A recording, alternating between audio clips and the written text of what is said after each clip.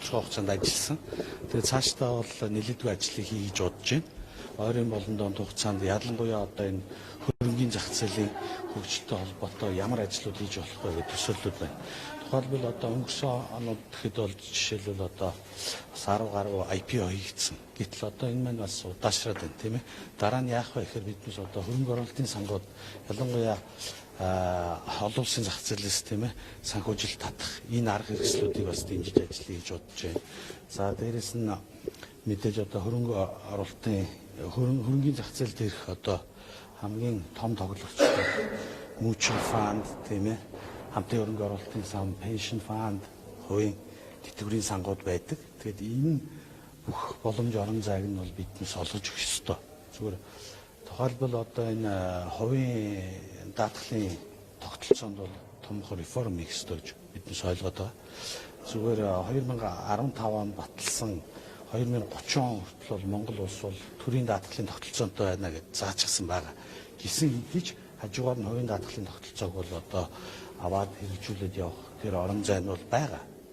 За дээрэс нь одоо энэ даатгалын салбарын одоо мэргэжлийн оролцогчдыг нэмэх, за төрөл зүйлийг нэмэх, жишээлбэл эмчийн, хуульчийн, барилгын ажиллагчдын одоо заавал даатгалын төрлүүд нь бол тухайн салбарынхаа хууль эрх зүйн зохицуулалтанд байдаг ч гэсэн яг хэрэгжүүлэхээр ерөнхий зохицуулалтанд байхгүй байдаг. Энийг нэр төрлийг олшруулах. За сая бас хамгийн чухал асуудал гэж ярих юм бол мэдээж эхний асуудал бол бидний саралж ихсэлтээс гарах ёстой.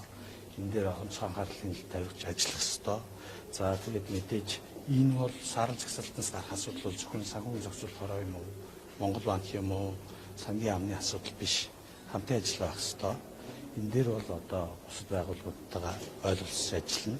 Хорооны зүгээс ихэд одоо тэр шууд хэрэгжилтийн зарчим 3 дээр ихэд 29 ажил, нийт бол 42 ажлыг ойрын хугацаанд хийхээр төлөвлөж гисэн байгаад байгаа. Тэгээ ер нь бол энэ сарлж ихсэлттэй холбоотой асуудлыг бол биднээс бас хэрэгслэр та бүхэнтэйгээ нэг тухтаа уулзаад ярих гэсэн бодолтой байна. Таны сайн хэлснээр бол сарлж ихсэлтэнд орсон асуудал дан гол санхүүгийн зөвлөмж гарах асуудлыг яриад байна шүү дээ. Орсонд нь хариуцлага болоод сая өмнөх багийн хэлж байгаа шүү дээ. Тэгэхээр ганцхан хоёрхан байгууллагт хариуцлага байгаа юм. За одоо биднээс бол ерөн сарлж ихсэлттэй яагаад орчихвоо, юунаас болоод орчихвоо гэд зөндөө ярьсан шүү дээ. Тэгэхээр одоо биднээс бол цаашд яах вэ гэдгийг ярьсан илүү зохимжтой юм шиг байна. Тэгээ эндээс харж байхад бол биднээс бол бас нэлээдгүй юм дээр алдсан болов уу гэж ойлгоод байна. Нэгдүгээр нь бол энэ олон улс байгууллагуудын өмнө хүлээсэн үүрэг хариуцлага хамтаар үлээ, тийм ээ. За дээр хамтарч ажиллах ёстой. Энэ дэр бас жоохон алдсан болов. За жишээлбэл зүгээр хамгийн энгийн юм гэдэг тайлаглалын асуудал байна. Биднээс хийсэн ажлаа зөв зохистой бас тэр олон улсын стандарт форматын дагуу бас хийж чадаагүй юм шиг байна. Тэгэхээр одоо биднээс хувьд дараагийн нэг бас бодох юм бол нэг удаа хийгээд өнгөрчдөг асуудал биш ээ.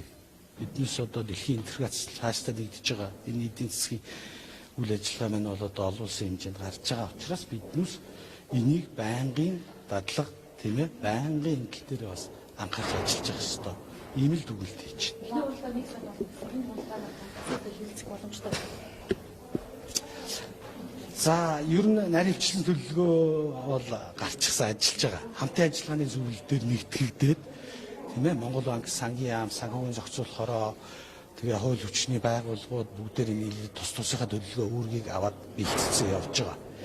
Тэгээд биднээс одоо 3 удаа өөрийнхөө тэр хийсэн ажлынхаа тийм ээ үнэлгээг хөргүүлэх байгаа. 12 сар, 4 сар, тийм ээ 8 сар хөргүүлнэ. За тэрний дараа бол яг 1 сарын дараа 1 сар, 5 сар, 9 сар баха тийм биднээс одоо face to face meeting гэдэг үү юу биднээс нэг харилцаа үлгээнийхээ ямар агц дэвшил гарсан гэдгийг яг нүүр тулж тайлангаа бол тэн дээр хамгаалт хий.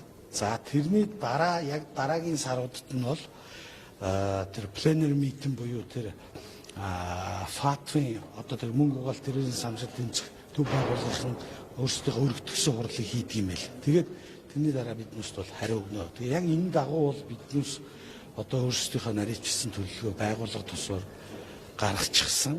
За тэгээд бусад байгууллагуудтайгаа ойлголцоод ажиллаж байгаа гэдгийг хэлэх байна. За баярлалаа.